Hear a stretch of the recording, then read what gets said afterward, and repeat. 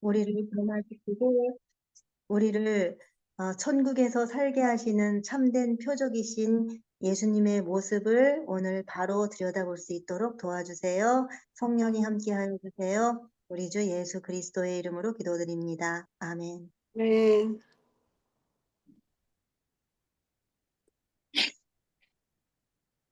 합니다. 우리 2주 만에 뵙습니다. 반갑습니다. 어, 덕분에 저희 이제 기도해 주신 분의 저희 교회는 요번 주 안으로 교회가 마무리될 것 같습니다. 그래서 어, 네, 지금 막바지에 마무리 단계 지금 하고 있습니다. 어, 어, 빠르게 어, 진행이 됐네요. 예, 그래도 하여튼 뭐 자금이 모이고 또 이렇게 하다 보니까 잘 됐습니다. 음. 나중에 다 완성되면 제가 사진 한번 올려드리겠습니다. 네, 그러세요. 어, 이제 시대의 소망 44장 오늘 참된 표적을 이제 할 차례인데요. 이게 이제 시대의 소망이 40장을 넘어가면서부터는 사실 이게 이제 좀 고비가 찾아옵니다. 우리에게도 갈릴리 제 위기처럼. 이제 처음에 제가 이제 시대의 소망 이걸 같이 하면서는 보통 선교사 훈련할 때는 매일 하루에 한 장씩 나가는데요. 이제 그게 단점이 있다면 좀 제대로 묵상하지 못하고 넘어갈 때가 너무 많습니다. 매일마다 나가야 되니까. 정리하는데 정신이 없어요. 읽고 정리하는데 정신이 없고, 그거 외우는데 정신이 없습니다. 그래서 이제 그렇게 할 수 없는데, 우리는 이제 그 반면에 일주일에 하나씩 혹은 1, 2주에 하나씩 이렇게 하다 보니까 조금 더 묵상을 깊게 하고 또 나눠주시는 거나 이런 것들이 훨씬 더 깊이가 있어서 참 좋은데, 또 단점이 있습니다. 이게 우리가 너무 장기간을 두고 이렇게 하다 보니까 이제 계속 집중해서 시대의 소망을 정리하고 보는 것이 쉽지 않습니다. 그래서 이제 뭐 일정들이 있으시니까 한두 번씩 빠지게 되시고 또 이리저리 바쁘다 보니까 정리를 안 하게 되고 이제 그렇게 몇 번 넘어가다 보면은 다시 따라잡고 해 나가기가 쉽지 않습니다. 그러다 보니까 이제 이렇게 잘 안 하게 된 경우들이 생길 수 있을 것 같은데요. 그 하여튼 시대 소망을 계속 잘 정리를 할 수 있는 대로 꼭 해주시면 좋을 것 같습니다. 44장은 참된 표적, 인데, 이제 우리가 중반부를 넘어가면서부터는 사실 우리가 매 장을 정리하면서, 한 가지를 더 항상 생각해야 됩니다. 그건 무엇이냐면, 이런 이야기가 반복된다는 것을 늘 염두에 둬야 됩니다. 어, 그래서, 어, 이제 예수님의 우리가 예수님에 대해서 이렇게 연구를 하고 있지 않습니까? 그러니까 예수님의 한 사건마다의 어떤 예수님의 사역도 중요하지만은 예수님의 한 사건을 통하여서 그 비슷한 류의 사건들이 쭉 연결돼요. 그리고 비슷한 류의 사건들이 쭉 연결되고 반복되면서 예수님의 그 스타일이 드러납니다. 예수님이 사람들을 대하실 때, 이런 종류의 사람들을 대하실 때, 이런 상황들을 어떻게 해결하시는지에 대한 반복적인 것들을 확인하면서, 아, 예수님께서는 이런 경우에는 이렇게 하시는구나 하는 것에 대해서 우리가 조금 더 예수님이 어떤 분이신지, 어떤 상황에서는 어떻게 대처하시는지, 이런 것들을 알 수가 있습니다. 그래서 우리가 정리를 계속 해놓는 게 중요한 것이, 한 이야기가 다른 그 전에 있던 사건들의 이야기들을 계속 끌고 와요. 어, 그렇게 되면 한 이야기의 이 모습들이 여러 이야기들을 반복하면서, 그 이야기에 대한 메시지가 좀 더 확실해지고, 그 다음에 예수님께서 이런 경우에 어떻게 하신다는 확신을 만들어줍니다.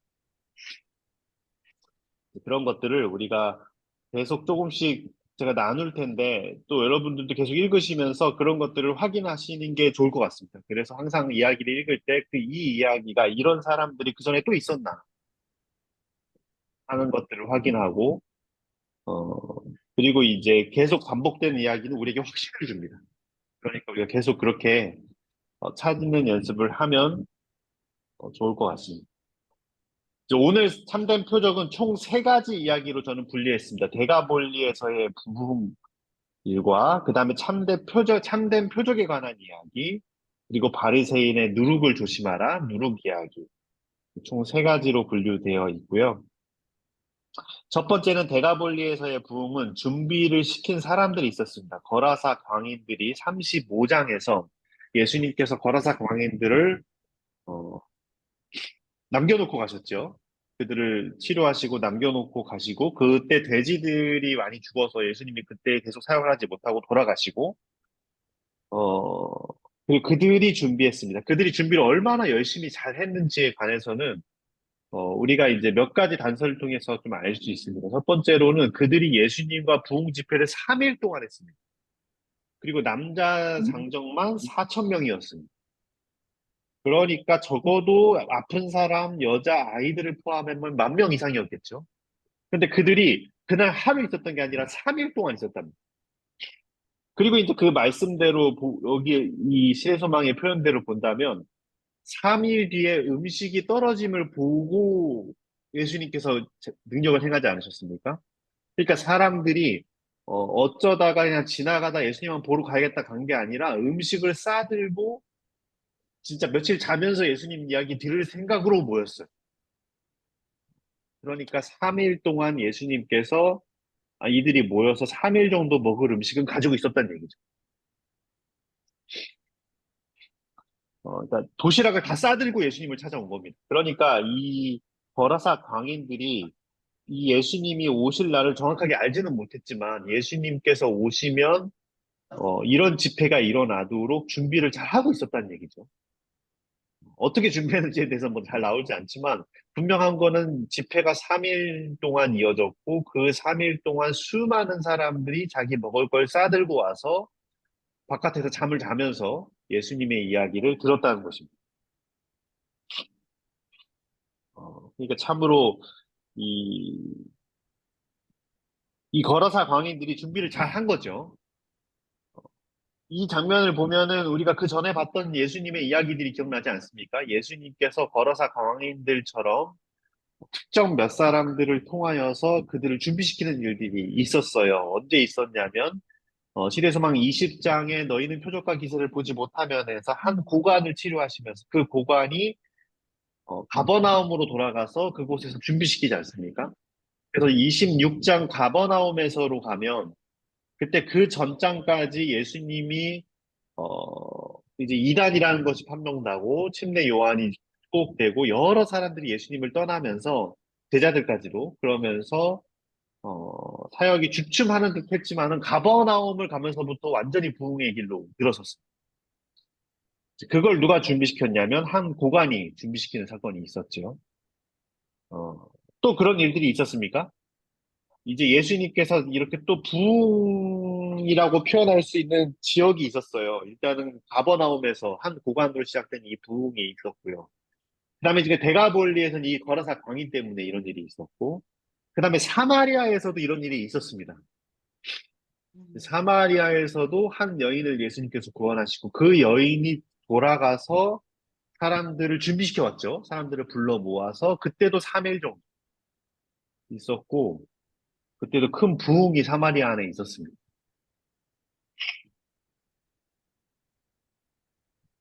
어, 그래서 이런 이제 사건들을 통하여서 예수님의 앞에, 그러니까 예수님께서 구원한 영혼들을 통하여서 그 영혼들이 수많은 영혼들을 끌고 옴을 통하여서 그 지역에 부흥이 일어나는 이런 일들이 전에도 이렇게 3번 정도 일어났습니다. 더 있었겠죠. 더 있었겠는데 한번 그런 것들 우리가 좀 더 생각해 볼 수 있을 것 같아요. 일단은 제가 이제 딱 크게 사건 나는 것은 지역의 부흥을 일으키는 데 있어서는 예수님께서는 혼자 하지 않으셨다. 반드시 그 지역을 준비시키는 사람들과 있음을 통하여서 그 부흥이 일어났다는 것을 알 수가 있습니다. 그래서 이제 우리가 이것들을 통해서 하나님께서 일하는 방식에 대해서 알 수가 있어요. 어, 이제 아무것도 없는 맨 땅에 가서 선교하는 것보다 한두 명이, 한 명이라도 그 지역에서 예수님을 만나고 예수님을 영접한 사람들이 있을 때 그 사람과 함께 그 사람을 통하여서 일할 때 훨씬 더 효과적으로 선교가 일어났어요. 데가볼리에서의 이제 부흥도 사실 그렇거든요. 이제 갈릴리에서의 위기를 통하여서 사실 이제 어느 정도 예수님의 사역에 다시 한번 주춤하는 사건이 일어났습니다. 그 주춤하고 유전 통하여서 이제 유대인들에게도 미움을 받고 예수님께서 그런 가운데 데가볼리로 갔거든요. 근데 그곳에서 엄청난 부흥이 일어났습니다.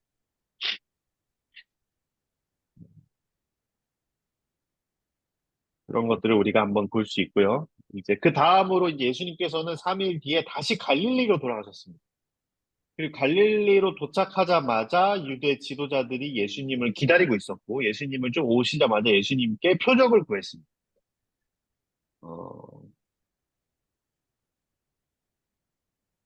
표적을 구하니까 예수님께서 요나의 표적밖에는 보일 것이 없다라고 하였습니다. 요나의 표적을 총 두 가지로 표현했는데, 요나의 표적은 두 가지 있지 않습니까? 첫 번째는 우리가 일반적으로 아는 물고기 뱃속에서 3일간 있는 이야기, 예수님의 십자가를 가리키고 있죠.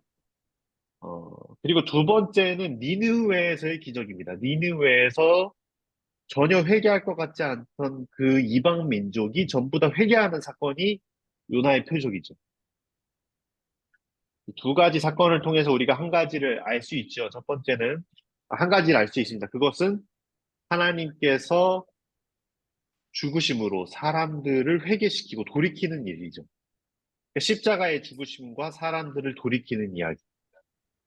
그것이 요나의 표적입니다. 그러니까 예수님께서 재창조하는 사건이죠. 그래서 이 사건들을 통하여서 마음의 변화가 일어났습니다. 사실은 이 사건을 통해서 누가 또 마음의 변화가 일어났냐면, 요나가 마음의 변화가 일어났죠. 물고기 뱃속에서 회개하지 않았습니까? 그리고 니느웨 사람들도 회개하게 되었습니다. 그러니까 요나의 표적의 관건은 두 가지입니다. 예수님께서 십자가에 달려 죽으실 것과 사람들의 마음을 변화시킬 것. 그게 이제 참된 표적이라는 것이죠. 근데 이제 이 사건은 제가 또 다시 이걸 하는데 이 사건은 이전에 있었던 사건들과 비슷한 사건들이 몇 번 있었어요. 이제 이 사건의 중요한 쟁점은 뭐였냐면 예수님을 증명하라는 것입니다. 당신이 하나님의 아들이라는 것을 증명하고 당신이 메시아라는 것을 증명할 만한 표적을 달라는 것이죠. 이런 질문을 예수님께서 몇 번 받으신 적이 있지 않습니까? 가장 처음은 시험장이지 않습니까?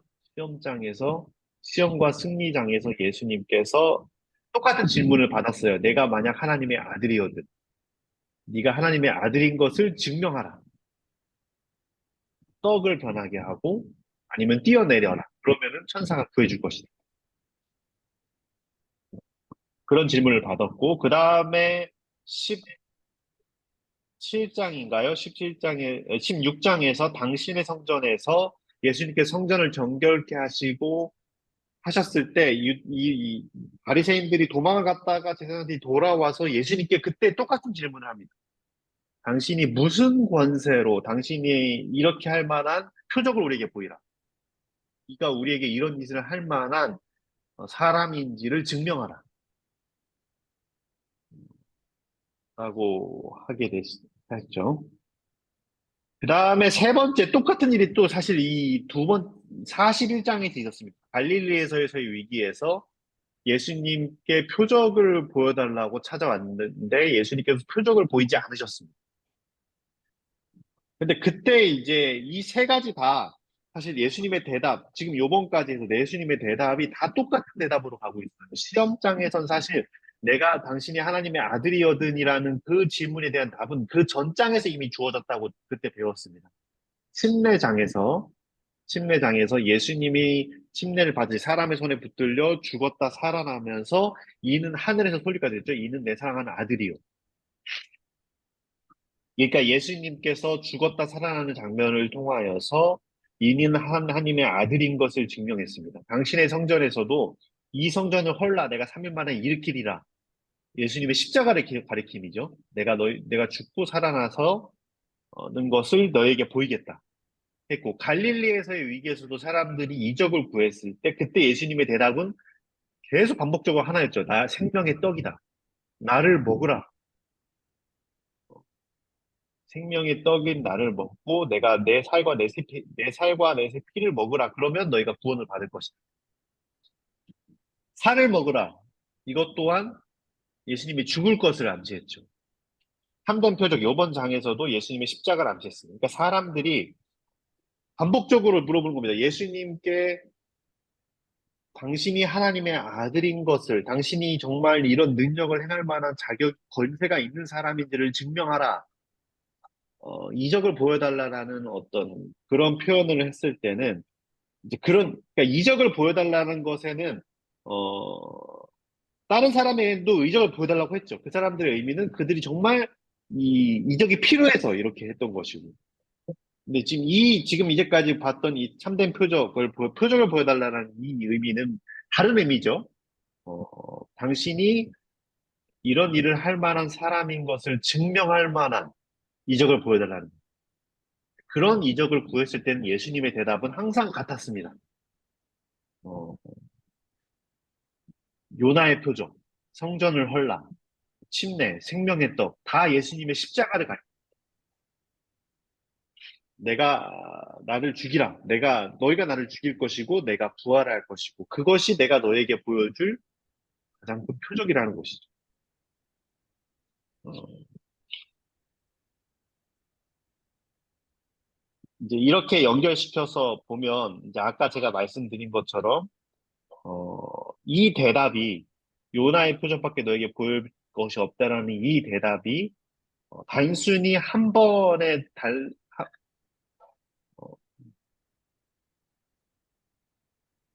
단순히 한 번 있을 일들이 아니라 여러 사건들을 통하여서 이런 경우에 예수님의 대답은 항상 같구나 하는 것을 우리가 알 수 있습니다. 그러니까 예수님의 어, 죄송합니다. 자꾸 전화가 와가지고 그렇습니다.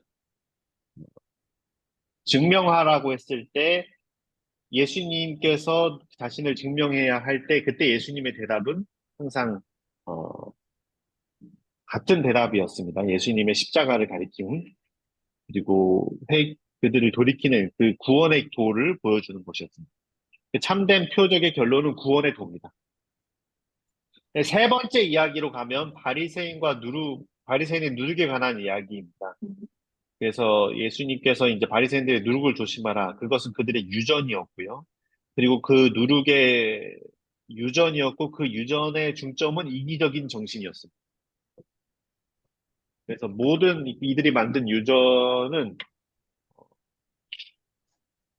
이기적인 정신에서부터 시작되었다는 것을 알 수 있습니다. 그런 곳에서부터 우리가 어떻게 구원을 받을 수 있겠는가?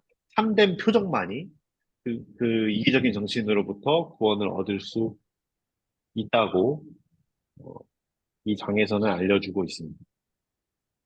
자, 이렇게 하면 이제 이 세 가지 이야기를 이렇게 우리가 볼 수 있는데 우리가 참된 표적장을 보면서 어, 이 전장들과 연결이 될 수 있습니다. 41장 갈릴리에서의 위기, 42장 유전, 그 다음에 어, 그 43장 장벽이 무너짐, 이 세 장이 44장 참된 표적에 다 들어 있습니다. 뭐가 들어 있습니까? 어, 대가볼리에서의 부흥은 장벽이 무너짐이죠. 이방인들에게 복음이 전해지는 이야기가 다시 한번 나오고요. 참된 표적은 41장 갈릴리에서의 위기의 때와 아주 비슷한 그러니까 예수님께서 다시 갈릴리로 돌아오니까 예수님께 그때 던졌던 질문을 같은 질문을 던지는 것이에요. 이적을 보여달라. 그랬더니 예수님께서 요나의 표적밖에 보여줄 것이 없다. 그게 이제 갈릴리에서의 위기 41장에 관한 이야기가 다시 한번 반복되게 나오는 것이고, 그 다음에 마지막으로 바리새인들의 누룩을 가리키면서 유전에 관한 이야기가 나오죠. 그들이 유전을 따르지 마라. 그것이 42장 유전장에서 나온 이야기가 반복됩니다. 그래서 44장은 갈릴리에서의 위기 사건 이후의 44장은 그 전에 있었던 세 장의 사건들을 다시 한번 보여준다고 보시면 될 것 같습니다. 그래서 제자들에게 이 관점을 제자들에게 한번 보여줘야 될 것 같은데요. 제자들이 갈릴리에서의 위기 이후에 이제 호수의 밤, 예수님께서 그때 기도하신 이후에 제자들에게 의도적으로 보여준 이 세 가지 사건이 있습니다. 첫 번째는 갈릴리에서의 위기, 그다음에 유전, 장벽이 무너짐. 이 세 가지 사건을 통하여서 제자들에게 깨닫게 하고 싶은 게 있었던 것이죠. 그것은 이방인들에게 대한 장벽이 없어져야 했고, 그 다음에 유대인들의 유전이 잘못됐다는 것을 알려주어야 했고, 그 다음에 참된 표적, 이적, 그 너머에 더 깊은 표적을 보아야 한다는 것을 알려주었습니다. 그것을 44장에서 다시 한번 반복해서 제자들에게 깨닫게 해주었고, 그 다음에 45장으로 넘어갑니다. 45장은 이 맥락과 그 다음에 예수님의 이 행보를 볼 때 가장 중요한 장 중에 하나입니다. 어, 예수님께서 제자들에게 십자가의 예표, 십자가에 죽을 것을 알려주는 장면이거든요. 그래서 44장까지는 예수님께서 제자들에게 십자가를 알려주기 위한 준비 과정이라고 보면 될 것 같습니다. 십자가를 알려주기 이전까지 예수님께서 제자들에게 미리 준비시키고 깨닫게 해야 할 것들이 무엇이었는지를 알려주는데, 그게 예수님의 주 사역의 쟁점 세 가지를 오늘 44장에서 알려주고 있는 거죠. 그래서 이방인들에게 복음이 전해지는 것, 그 다음에 참된 표적이 무엇인지, 그 다음에 유대인들이 잘못된 길을 가고 있다. 이게 이제 예수님께서 제자들에게 알려주는 주 사역 중에 사역이라고 보면 될 것 같고요. 그 다음에 이제 45장 넘어가면서 예수님의 십자가에 대해서 구체적으로 어, 참된 표적이 무엇인지에 대한 구체적인 이제 설명이 45장에서 설명이 되고 있습니다. 네, 좀 제가 너무 복잡하게 막 이것저것 다 설명을 하느라고 어, 이해가 되셨는지 모르겠는데, 이제 실의 소망을 제가 이제 정리하면서 제가 같이 정리를 하니까 이걸 다 설명을 드리는데요. 이게 이제 사실 한 장 한 장 설교를 하라고 한다면 이런 부분들을 설명하기가 좀 어렵습니다. 왜냐하면 여러 장들이 다 엮여 들어가거든요. 근데 이건 시대 소망을 같이 보는 사람들이어야 이해가 됩니다. 어, 그러지 않으면 이제 이 장들을 막 다른 이야기들과 쭉쭉쭉 연결을 시켜 나가면 좀 복잡해집니다. 좀 복잡해지는데, 근데 이제 이걸 우리가 같이 좀 읽고 정리해 나가니까 제가 이렇게 설명을 드리는데, 어, 제가 이제 이런 장들을 설교로 준비하려고 하니까 어렵더라고요. 왜냐하면 이 장 하나만 보려고 하는 경우에는 이 다른 장들이 같이 연결이 잘 되지 않습니다. 그리고 이제 이게 흐름상 여러 이야기들이 연결되면서 44장이 얼마나 중요한 장인지를 다시 한번 보여주는 거거든요. 예수님의 주 사역의 목표와 제자들에게 보여주고 싶은 일들, 이런 것들이 같이 드러나는 것입니다. 그래서 그런 관점에서 우리가, 물론 이제 그 외에도 참된 표적장 자체에서 나오는 메시지들이 많이 있습니다. 이제 그런 메시지들 중점으로 우리가 지금 보고 있지는 않습니다. 참된 표적에 대한 어떤 중점과 그 이야기 속에 나오는 중점들의 결론, 이 교훈들, 이런 것들도 같이 볼 수 있을 텐데, 이제 처음부터 우리가 시대 소망을 볼 때 계속 제가 반복해서 설명을 드리는 것은, 우리가 보고 싶은 것은 시대 소망 한 장에 나오는 구체적인 의미와 이런 교훈에 집중하기보다는 전체의 흐름 속에서 이 이야기를 쭉 연결시키는 것을 우리의 목표로 두고 있습니다. 그래서 이제 이 장이 이 전 이야기와 이 이후의 이야기를 어떻게 연결시켜주고, 그리고 이 장들이 어떻게 중요한 역할을 해 나가는지, 이런 것들을, 어, 우리가 이 장을 통하여서 이런 것들 중점으로 우리가 시대 소망을 이제 계속 연구를 하고 있고요. 어, 앞으로도 계속 그런 중점으로 나아가 보려고 하고 있습니다. 네. 이 시간은 우리 시대소망 44장을 읽으시면서 느끼신 점들과 또 질문들, 또 생각하는 부분들을 함께 나누는 시간을 갖도록 하겠습니다.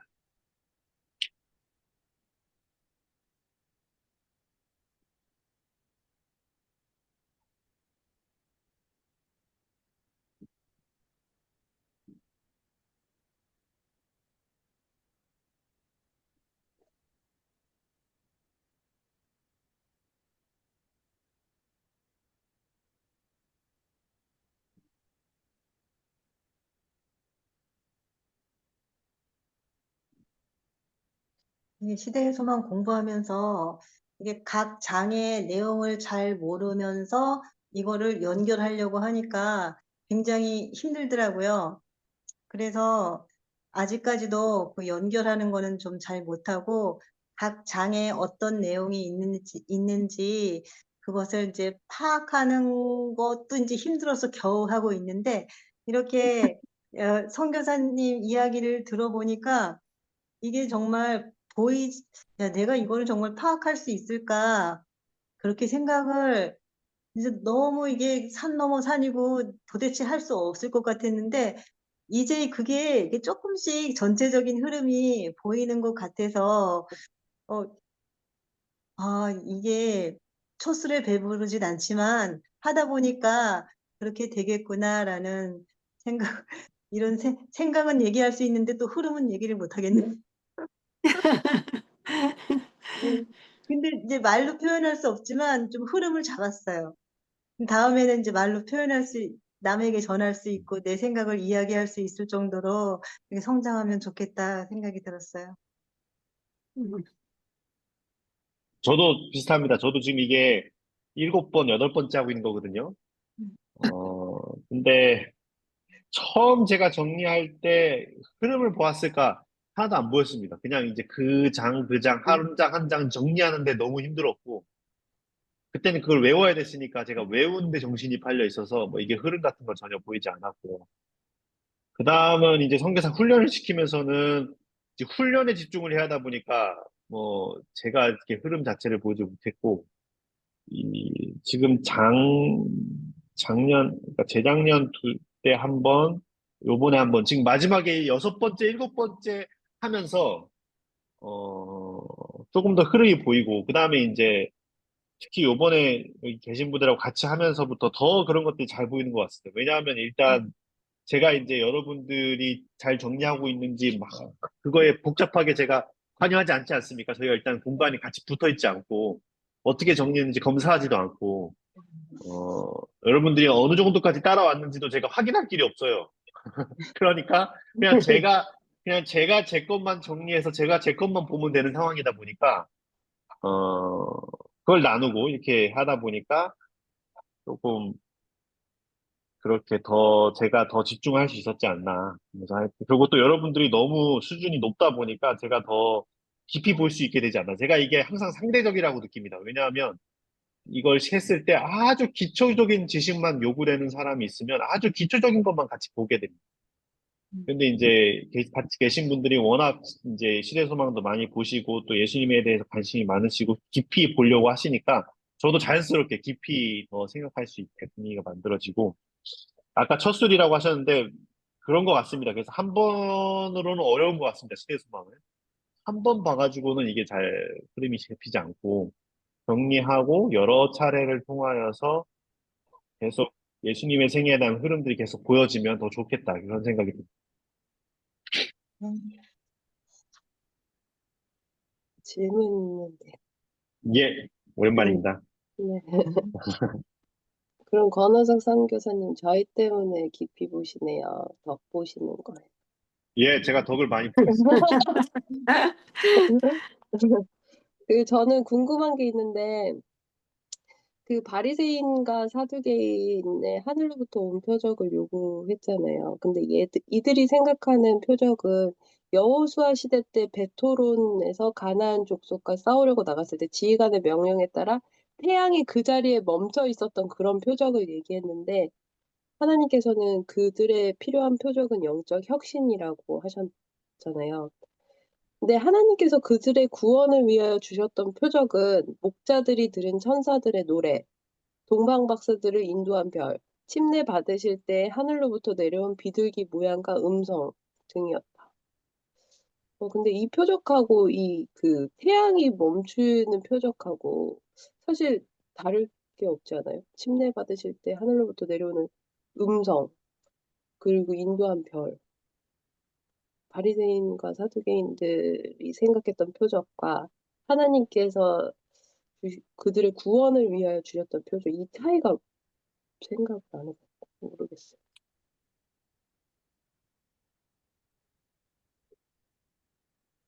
표적이 같은 것 같은데.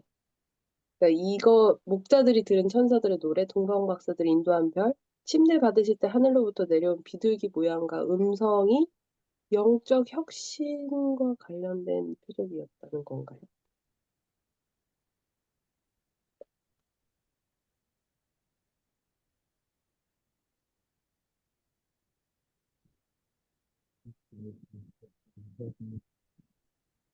예. 지금 말씀이 칠문단에 나온 이야기인데, 네. 6, 7문. 우리는 이걸 통해서 무슨 교훈을? 목자들이 인도한 별이 당연히 그 태양을 멈추는 그런 표적하고 같은 게 아닌가.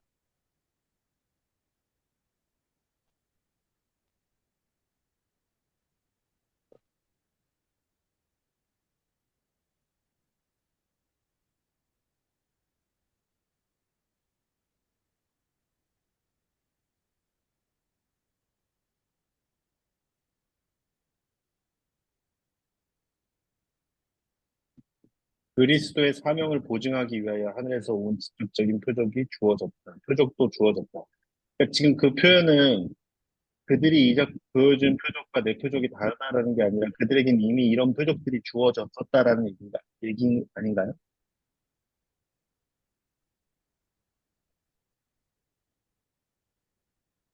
그러니까 그 표적을 그들이 요구하는 해가 멈추는 표적과 똑같은 표적을 하나님께서 연속해서 다 보여주셨는데 그 표적이 그들한테는 아무 유익이 되지 못했다. 그런 얘기 같은데요. 음, 계속 그걸 원하지만 보여줘도 맨 나중에 예수님이 십자가에 뭐 하여튼 박히시면서까지 그런 표적을 보여주셨는데도 불구하고 계속 표적을 그 요구를 하는 것 같아요. 근데 진짜 음, 참된 표적은 그런 외적인 그런 이적이 아니라 우리 마음속에 일어나는 그 니느웨 아까 그 사람들이 마음속에 그 변화되었던 그것이 정말 참된 표적이라고 이렇게 말씀하시는 것 같다는 생각이 좀 드네요. 음, 네. 네. 어,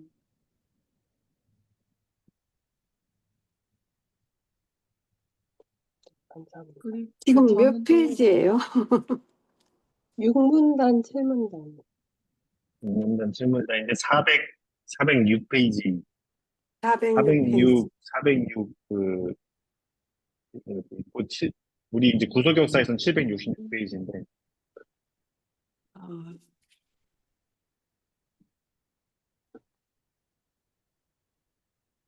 저는 그 부분을 이제 그냥 제가 생각하는 부분은 그러니까 어떻게 생각을 했었었냐면은 사람들이 자기가 원하는 거, 그러니까 자기가 뭐 보기 희망하는 거, 이제 소망하는 것들을 보기를 원하잖아요. 그리고 그랬을 때 그런 것이 주어졌을 때 굉장히 잘 믿고 그래서 막 갑자기 막 전쟁하고 뭐 해가 그때 그게 꼭 어, 전쟁하는 상황이 아니었던가요? 해가 멈추는 거는?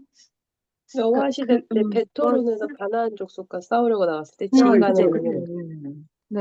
태양이 멈췄어요.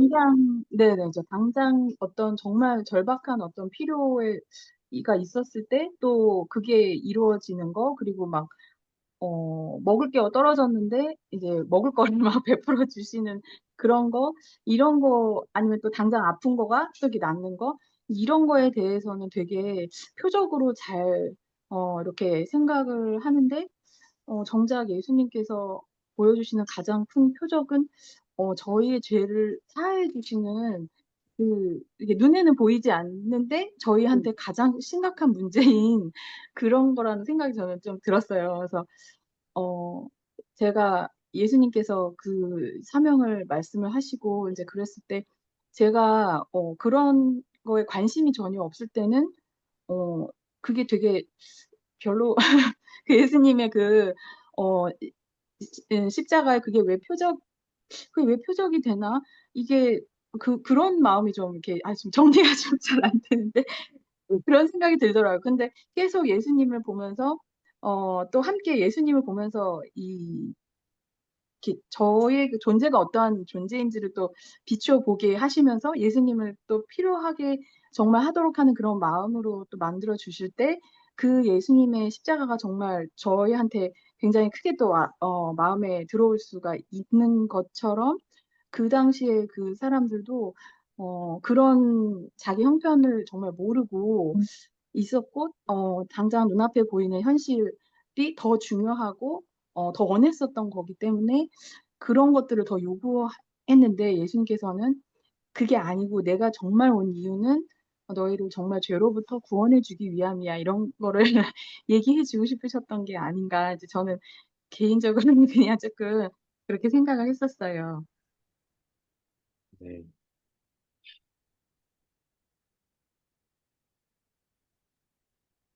지속적이냐 아니면 그냥 순간적으로 그 표적만 보냐. 예수님을 계속 따라가면서 그렇게 표적들이 일어났을 땐 그건 하나님이 구원을 위해서 주셨던 표적으로 느끼는 건데, 그냥 일시적으로 태양이 딱, 그 전쟁했을 때 태양이 딱 멈춘다 그러면 그런 표적은 예수님과 전혀 관계없이 그 순간에 일어난 것들로 인해서 그 그렇게 된다는 거죠.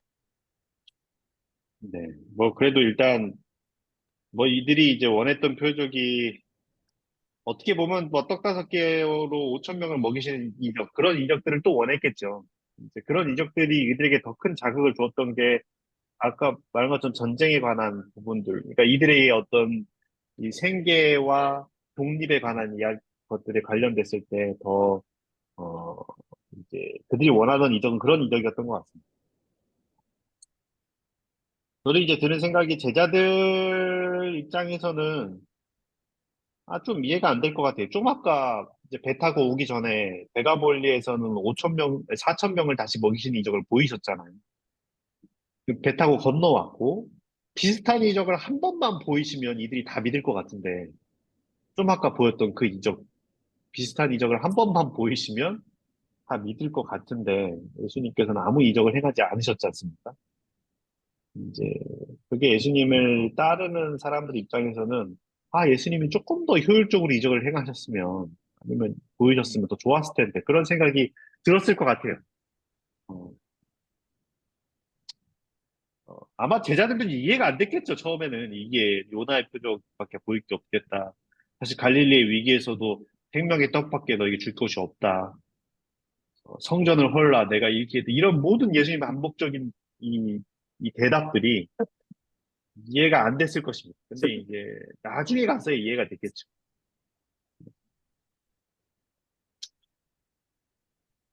하여튼 음, 이야기 또 나눠주십시오. 저는, 아, 저는 이번에 말씀을 보면서 그 거레사 지방의 사람들이 처음에 거절했잖아요.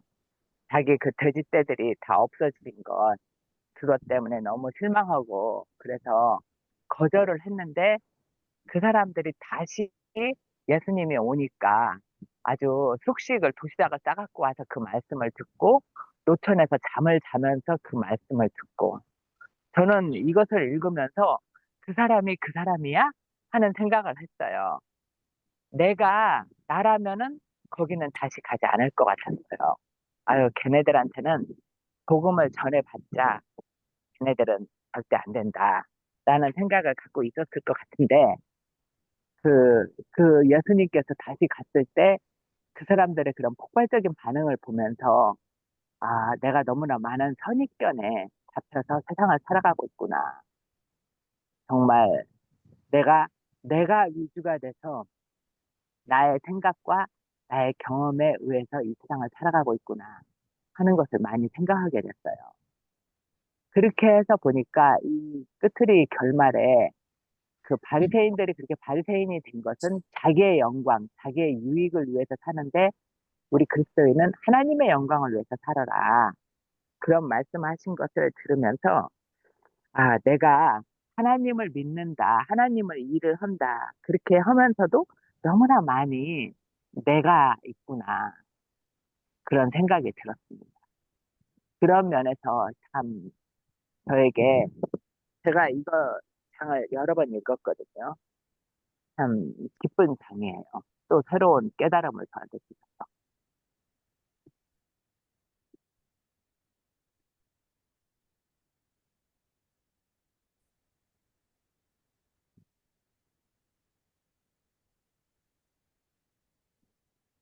네, 저는 그 예수님께서 그 유다의 표적밖엔 너에게 보일 것이 없다라고 이렇게 얘기하셨는데 이 말을 성경 읽을 때마다 보긴 했지만 그 깊은 뜻을 잘 몰랐던 것 같아요. 그런데 오늘 말씀을 보니까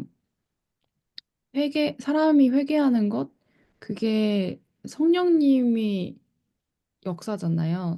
그리고 그분의 능력이시고 그것이 회개도 표적이구나. 이거를 좀 새롭게 개념을 정립할 수 있었던 것 같아서 음, 네, 좋았습니다. 음, 그리고 신문단에 보면은 유대인들로 구주의 사업을 거절하도록 이끈 것이야말로 그분의 거룩한 품성에 관한 가장 큰 증거였다라고 했는데 사실 이 말씀이 무슨 말씀인지 이해는 되지 않아서 음, 이게 유대인들이 그러니까 구주의 사업은 거룩한 것인데 유대인들이 거절했다는 것이 그만큼 하나님이 주신 그 증거가 크다는 그 말씀인 건가요? 이게 이게 몇 문단이죠? 신문단에 있는 부분인데요. 몇 문단이요? 신문단이요. 1문단. 신문단에 유대인들로 구주의 사업을 거절하도록 이끈 것이야말로 그분의 거룩한 품성에 관한 가장 큰 증거였다라고 했는데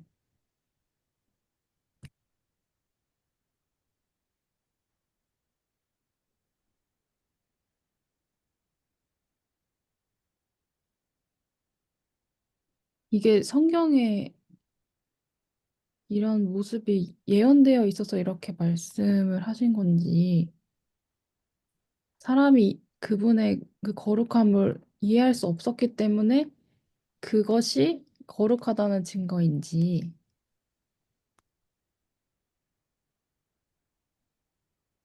확실히 이해하지 못해서요. 여쭤보고 싶었습니다.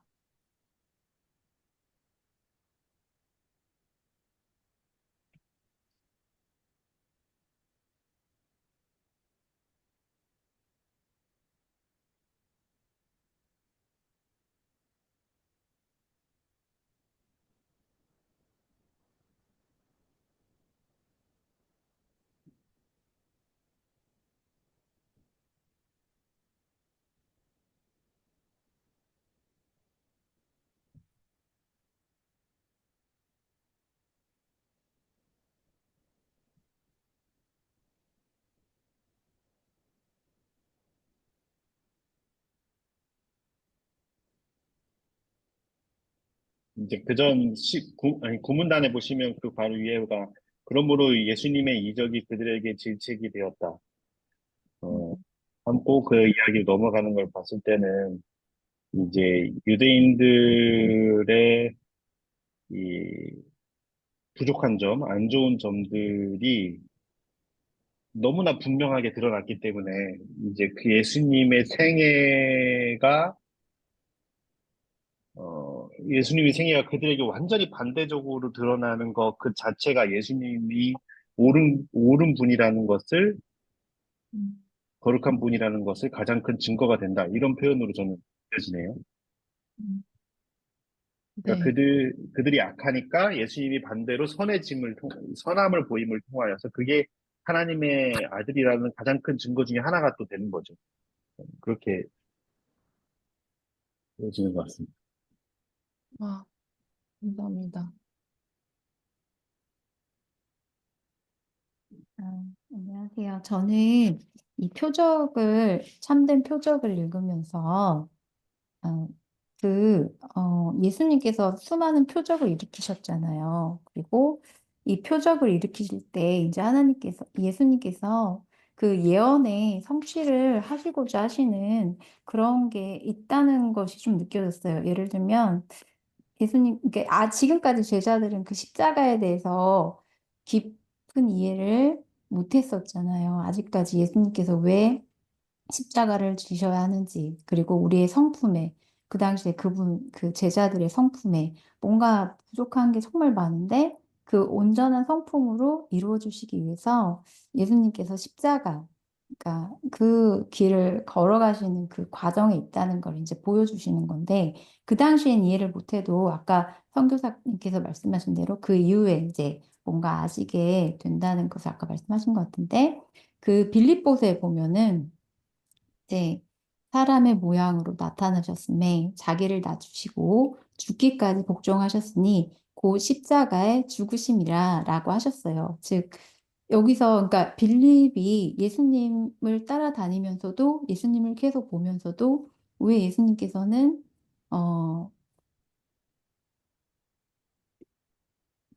이 세상 왕국이 아니라 하늘의 그 영적 왕국을 세우신다는 걸 그거를 몰랐잖아요. 근데 이제 예수님이 돌아가시고 나서 이제 그 이후에 그 일어난 말씀대로 예언이 일어난 그거를 다 보시고 이제 그리고 이제 더 많은 이해를 하시고 진정한 제자로 이제 거듭났잖아요. 그래서 이 수많은 비슷한 이적들을 행하신 이유가 곧 하나님께서 그 제자들의 그 믿음을 말씀에 대한 믿음을 더 고취시켜 주시고 그리고 십자가 이후에 음, 그 교회 그러니까 지금 우리가 예수님을 믿는 것도 그 수많은 역사를 지나고 나서 온 이후에 이제 그 믿음을 갖게 하신 거잖아요. 그리고 결국에는 예수님의 재림을 위해서 이제 지금 우리의 인생들이 살아가는 거라고 생각이 돼요. 그래서 그 참된 표적이라고 하는 그 자체에서 이번에는 그런 게 좀 느껴졌어요. 저는 예수님께서 그 이후에 십자가 이후에 더 믿음을 고취시켜 주기 위해서 이 표적 같은 것을 계속 행하셨구나. 예, 이런 걸 느꼈습니다.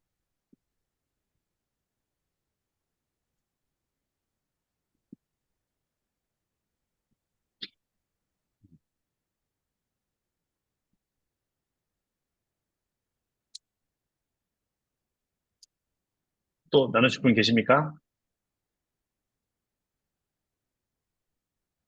네, 저도 이번 장을 보면서 아까 말씀들 또 다 해주셨는데 정말 누룩을 정말 또 다시 한번 생각하게 돼서 참 너무 감사했고 이 시대의 소망을 이제 장마다 이렇게 볼 때 정말 이 말씀이 없으면 비추어 볼 수 없는 그런 것을 말씀을 읽으면서 은혜도 받지만 정말 그 말씀의 빛으로 또 이렇게 비추어 볼 수 있도록 해 주시는 것이 정말 너무 감사하다는 생각을 하게 됐어요. 그러면서 다시 한번 예수님을 만날 수 있는 그런 기회를 주시고 이 누룩을 통해서 저 되게 많이 그런 생각을 하게 됐고 이 바리새인들하고 서기관들이 정말 사람들 보기에는 그 누구보다도 정말 믿음이 있고 누구보다도 너무나 신앙적으로 존경받고 하는 사람들이었는데 사실은 그 외식이 이들을 정말 부패하고 썩게 만들고 있었었던 거잖아요. 근데 그래서 그들한테 정말 필요한 거는 그래서 참된 표적을 생각하면서 그들한테 필요한 표적은 정말 다른 것이 아니라 그들과 정말 정반대인 자아를 높이고 영화롭게 하는 게 이 신앙을 하면서 자기의 그 마음속에 있었던 거잖아요. 마음 바탕에. 근데 정말 그거를 정말 이게 뒤흔들어 놓을 수 있는 예수님의 그 십자가의 죽으심이라는 생각이 좀 들면서 이러한 자들을 정말 돌이킬 수 있고 새롭게 할 수 있는 것은 그 예수님의 희생과 그거 십자가 그로 인한 변화라는 그런 생각을 이번 장을 보면서 또 다시 하게 돼서 저는 참 이 말씀이 너무 귀하구나 이런 생각을 또 하게 되었습니다. 어,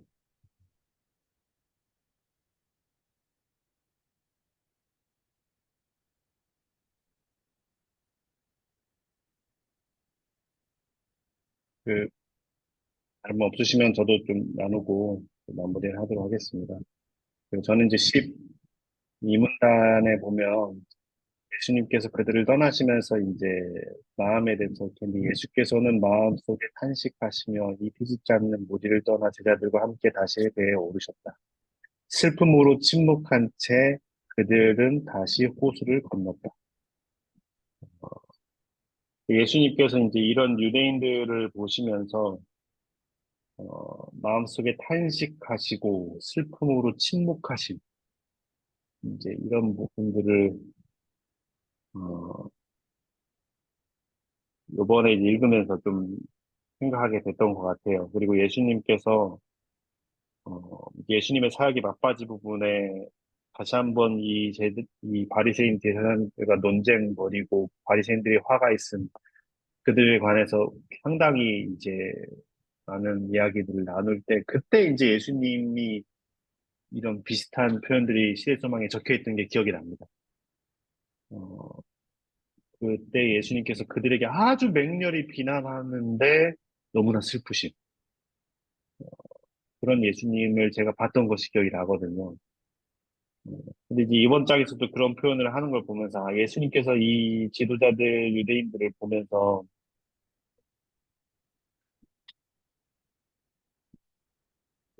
한심하다, 이 나쁜 놈들 이렇게 생각하는 게 아니라 항상 이렇게 그들과 한바탕 부딪히고 돌아오시면 항상 침묵하시고 슬퍼하시고 마음속에 탄식을 하신다는 그런 모습들이 참 그런 모습들이 좀 깊이 들어왔던 것 같고 어떻게 예수님께서는 그러실 수 어떤 마음이실까? 어떻게 이들을 대하시고 생각하실까? 한없이 사랑한다면 그들까지 끌어안아야 했을 텐데 또 끌어안을 수는 없는 그런 상황이잖아요. 그러니까 예수님께서 모든 죄인들은 그렇게 다 끌어안으시면서 끌어안을 수 없는 죄가 있었던 거죠. 이런 형태의 죄인들을 끌어안으면 더 위험한 상황으로 가는 거예요. 아까 얘기했던 유전과 그리고 지도자들이 가지고 있던 이 교만으로부터 시작된 이 유전들, 이기적인 이 유전들은 예수님께서 쳐내지 않으면 같이 갈 수 없는 그런 것들이었던 거죠. 그래서 예수님께서 수많은 죄인들은 제자로도 삼으시고 데려다니시고 계속 그렇게 했지만 이 바리새인들한테는 유독 그렇게 칼같이 얘기하시고 심지어 유다까지도 예수님께서 받아들여주셨으면서 아마 바리새인이나 제사장 중에서도 예수님을 따르고자 하는 사람들이 꽤 있었을 것이에요. 근데 예수님께서 그들을 이렇게 끌어안기보다는 그들의 유전을 더 맹렬하게 비난함으로 어, 이제 같이 갈 수 없게 이렇게 몰고 가신 부분들이 있는 것 같습니다. 그런 것들에 대해서 좀 생각이 드는 것 같고 이거에 대한 결론, 의문 정도만 저는 가지고 싶어요. 왜냐하면 앞으로 이야기가 계속 나오기 때문에 시대 소망을 읽으면서 저는 계속 늘 처음에는 질문이 들었어요. 왜 이렇게 바리새인 이야기를 많이 하실까? 왜 이렇게 바리새인 유대인 이야기, 제사장들 이야기, 이렇게 안 좋은 이야기 이렇게 많이 넣어놓으실까? 제가 읽으면서 제가 느낀 건 시대의 소망이 한 40%는 그 내용 아닌가. 오늘 장도 보시면은 예수님께서 대가볼리에서 구원하신 이야기, 그게 불과 몇 문단 만에 끝내버려요. 뭐, 불과 한 두세 문단? 그렇지 않습니까? 한 세 문단 만에 끝내버려요. 그리고선 제사장들, 유전, 이 이야기가 나머지가 다 그 이야기. 어, 이런 장들이 많아요. 그래서 저는 처음에는 그런 생각이 들었어요. 처음에는, 이게 너무 보기가 불편한 거예요. 시대소망 예수님에 대해서 보고 싶은데, 이 바리새인들에 대해서 자꾸 연구해야 될 것 같고. 근데 이제, 최근 들어서 요번에 읽으면서 그런 의문들에 대한 답들이 조금씩 생기는 것 같습니다. 예수님께서 바리새인들을 보시면서 느끼는 감정들, 그리고 그 감정들이 상당히 크고 또 예수님의 삶이 큰 부분을 차지했을 뿐만 아니라 그것을 우리에게도 계속 보여주고 싶어 하는 건가 하는 것들을 좀 어, 이번에 읽으면서 느끼게 되었습니다. 시간이 다 되어서 우리 나누고 싶은 분이 계실 수도 있는데 다음에 함께 이어서 나눠주시면 좋을 것 같고요. 다음 주는 우리 십자가의 예표 어, 장을 정리하고 나눈 시간을 갖도록 하겠습니다. 이 장이 상당히 중요한 장이고 또 이제 뭐 사실 우리가 읽는 사람 입장에서 그렇게 중요하지 않을 사건일 수 있겠지만은 이 흐름상을 보면서 느낀 것은 예수님께 너무 중요한 장입니다. 그러니까 예수님께서 상당히 고민하시고 어, 이 이야기를 제자들에게 알리기 위해서 십자가에 달릴 것을 알리기 위해서 어, 고민하시고 또 고민하시고 정한 시기이고 그리고 가장 아주 조심스럽게 제자들에게 드러낸 그러니까 예수님의 사역 중에 예수님께 중요한 사역 이 부분 중에 하나가 있었다면 이거였을 겁니다. 자신이 죽을 거라는 것을 전혀 모르는 이들에게 실망하지 않게 하고 알리고 그리고 십자가에 죽을 예수님에 대해서 준비시키는 죽을 것을 감당치 못할 제자들을 준비시키는 어, 그것이 예수님께 정말 중요한 이었습니다. 45장, 46장 이 두 장은 뭐 우리는 다 아는 이야기니까 그렇게 중요한 이야기 예수님이 십자가에 죽을 게 우리에게 그게 중요하지 않으니까 다 중요하지 않다기보다는 다 아는 이야기니까 이 이야기 자체가 중요하지 않고 있는데 예수님께는 매우 중요했습니다. 제자들에게 드디어 깨닫게 해줘야 할 사실 제자들은 깨닫지도 못했지만 그러나 예수님께서는 아주 중요하게 하셨던 그런 이야기들 함께 읽고 정리를 하시면서 함께 나눠주시면 좋을 것 같습니다. 감사합니다. 우리 기도하고 마치도록 하겠습니다. 네, 기도하겠습니다. 하늘에 계신 우리 아버지, 오늘 이렇게 줌 시간을 통하여 참된 표적에 대해서 공부하였습니다. 하나님께서 저희의 죄를 보여주실 때 바리새인의 예수님께서 쳐내실 수밖에 없는 그 죄가 우리들 안에 있을 때 그것들이 너무 쓰고 아프겠지만 하나님의 은혜로 모든 것을 다 버릴 수 있고 회개할 수 있도록 인도하여 주시옵소서. 바리새인의 길이 아니라 그들의 마음이 아니라 하나님의 영광만을 구하고 자아를 불신하며 그리고 이 세상에 정말 사랑의 기별을 전할 수 있는 예수님의 참된 자녀들로 거듭나게 하여 주시옵소서. 다음 시간에 배울 교과를 잘 공부하게 하여 주시고 그리고 하나님의 은혜 안에서 일주일 동안 각자 다른 곳에 있으면서 하나님의 사랑을 나타내고 하나님의 일을 잘 수행할 수 있는 힘과 능력과 지혜를 주시옵소서. 귀하신 예수님 이름으로 기도드렸습니다. 아멘. 감사합니다. 감사합니다. 감사합니다. 감사합니다. 수고하셨어요. 네. 감사합니다.